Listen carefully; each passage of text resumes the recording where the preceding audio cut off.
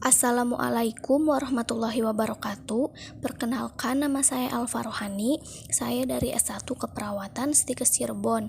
Di sini saya akan menjelaskan mengenai diagram alur dari bab 1 sampai 13.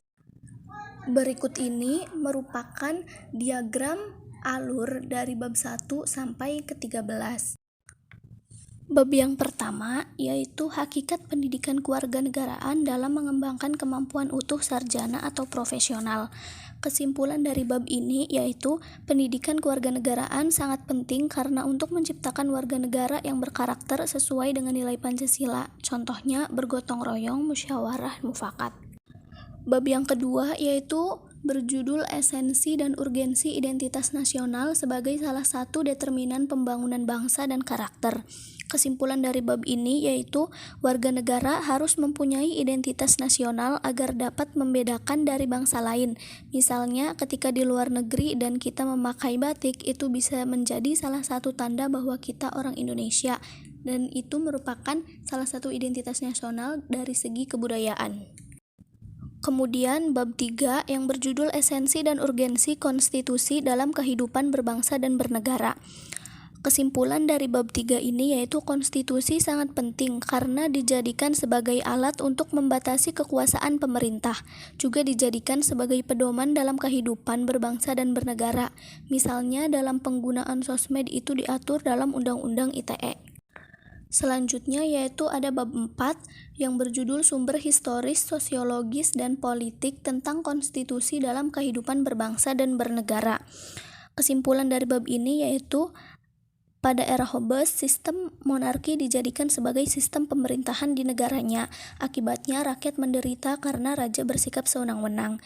Dari sumber tersebut, kita tahu dengan adanya konstitusi sangat berpengaruh dalam menjalankan pemerintahan.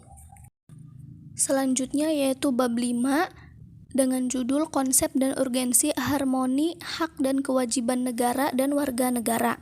Kesimpulan dari bab ini yaitu hak dan kewajiban harus dijalankan dengan seimbang agar tercipta sebuah harmoni.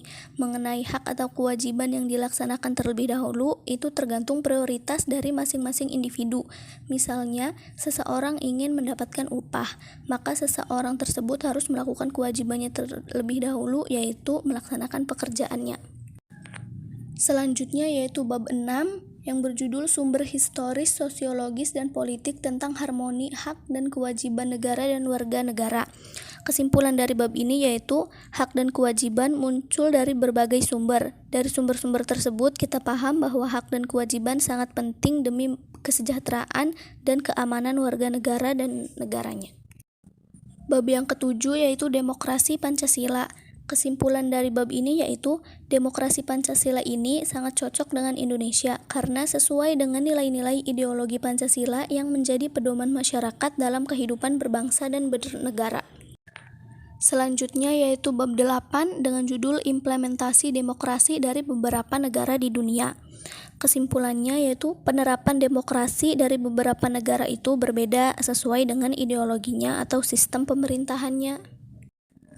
Selanjutnya yaitu ada bab 9 yaitu konsep dan urgensi penegakan hukum yang berkeadilan.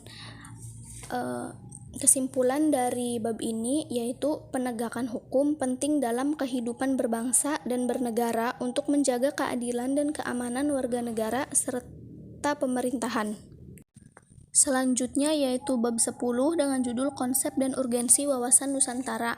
Kesimpulan dari bab ini yaitu wawasan Nusantara sangat penting karena bisa menumbuhkan rasa nasionalisme dalam diri warga negara, serta dapat membangun kerjasama antara warga negara dengan pemerintah. Misalnya, jika kita mengetahui wawasan kewilayahan, maka kita akan bekerja sama untuk menjaga kewilayahan tersebut.